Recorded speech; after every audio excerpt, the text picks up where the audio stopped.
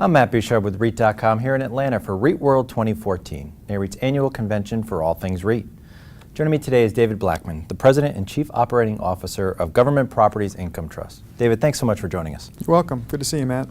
Now, your company focuses on government tenants. How are fundamentals looking regarding that market segment? The fundamentals are pretty good. One of the things that the government has been trying to do is be more efficient with their space.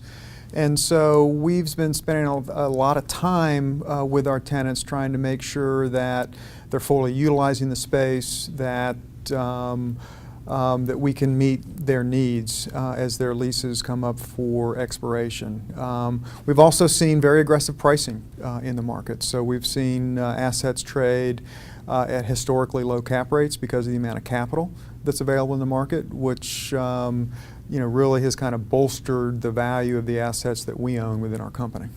And as the company looks to make new acquisitions, do you specifically target assets already leased to government tenants, or just ones that are perhaps in a strategic location that you could then market to government tenants? Sure. Well, we believe that one of the things investors like about our company is the safety and surety of our distribution. And so we don't think it makes sense to take the risk of owning a building before we have a tenant in place. So we're typically looking only for buildings that are majority leased to government tenants. Okay. And lastly, what's the most common misperception you hear from investors about your company or its operations?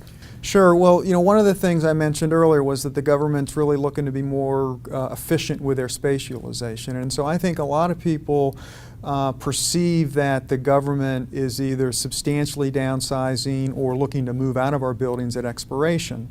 And we have a very high tenant retention rate. In fact, I think in the office peer group, our peers tend to think of 65 to 70% as kind of a good tenant retention rate, and we tend to retain our tenants about 85% of the time or more. So I think that's a common misperception today, just in terms of how good a job we do in our leasing and tenant retention efforts.